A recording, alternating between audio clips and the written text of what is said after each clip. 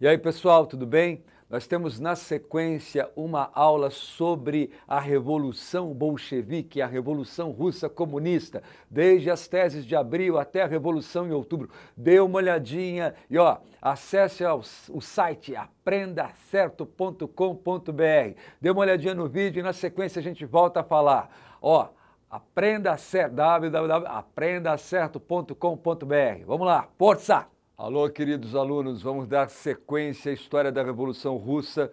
Na nossa última aula, nós vimos então que Lenin foi colocado na Rússia pelos alemães, defendeu as teses dele de uma nova revolução na Rússia, assentada nos sovietes. Nós vimos então as teses de abril, aquela ideia de que a ditadura do proletariado seria o sentido dessa revolução, apelando então para essa ideia de que os operários, os trabalhadores estavam organizados nos sovietes. Uma outra ideia de mobilizar a massa campesina em prol da revolução, terras aos camponeses. A luta contra o imperialismo se faria, então, com a nacionalização das empresas. E a quarta tese de abril era aquela paz honrosa, sem indenização, sem anexação com os alemães. Aquilo era o quê? Uma forma de tentar chamar a atenção dos soldados que não queriam ir para a guerra e que estavam associados também ali com os trabalhadores nos sovietes, para realizar essa revolução. Uma nova revolução. A gente sabe que havia acontecido a Revolução de Fevereiro, de Março, que aquela revolução estabeleceu, então, o poder de fato na Duma e que Kerensky e Lvov organizaram um governo que não conseguia tirar a Rússia da guerra por conta das pressões, dos compromissos que a Rússia tinha assumido com a Inglaterra e com a França. Então, Lenin dizia, o caminho qual que é? O caminho é uma nova revolução. Então, a articulação foi feita com os sovietes e a ideia era todo o poder aos sovietes. Então, a Revolução Russa, a Revolução Comunista, a Revolução Bolchevique, foi a Revolução de outubro no calendário russo ou no nosso calendário no início de novembro de 1917. Vamos dar uma olhadinha aqui então no slide? Aqui, aqui tem um bigodudo, né? Conhece esse bigodudo? Stalin, né? Bem ali atrás do grande líder revolucionário, o Lenin. Bom, mas vamos lá. Olhando para o slide agora, o lema, como eu falei, era todo o poder aos sovietes. No dia 7 de novembro, no nosso calendário de 1917, houve uma greve geral, o sistema de transportes parou, as fábricas pararam, em Moscou, em Petrogrado. Então, o controle de Petrogrado e de Moscou foi conseguido, porque o governo caiu, o governo renunciou, a Duma não tinha governo, e aí os revolucionários, então, assumem o poder. Eles criam um aparelho chamado Politburo. O Politburo era o quê? O aparelho de tomada de decisão. E é aí, então, pelo Politburo, comandado por Lenin, com o apoio dos sovietes, é que começa a negociação com os alemães. Essa negociação demorou um tempo, porque os alemães eles sabiam dos problemas na Rússia e eles queriam o quê? Tirar uma lasquinha da Rússia para conseguir forças, recursos para resistir diante da ofensiva francesa e inglesa. Então, não foi como Lenin propôs, imaginou, paz sem anexação e sem indenização. A Rússia teve que pagar indenização e perdeu território, tá certo? E o acordo é conhecido como Tratado de Brest-Litovsk, feito em janeiro de 1918. É claro que assim que esse governo foi instituído, com o apoio dos sovietes, e foi feita a negociação com os alemães, o que a Inglaterra e a França fizeram? Tinham que derrubar aquele governo russo.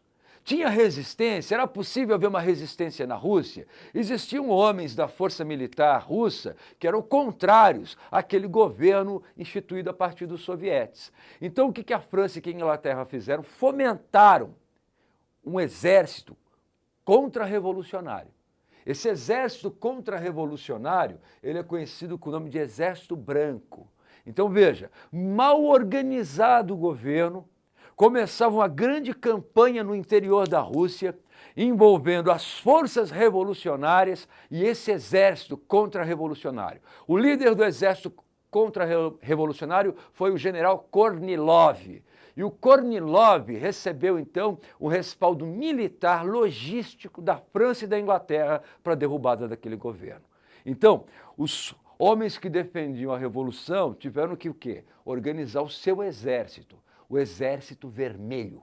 o Exército Vermelho. Vamos dar uma olhadinha aqui no próximo slide, que a gente tem então os soldados bolcheviques. É uma imagem da época que mostra que eles tinham que continuar a defesa daquele governo revolucionário e essa defesa se faria com a força das armas. Então, a Rússia conheceu uma guerra civil.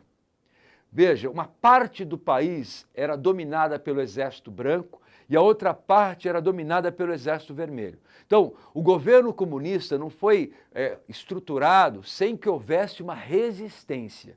Quando a gente fala dessa resistência, é claro que os comunistas eles imaginavam uma forma de defender a todo custo o que eles haviam feito ali.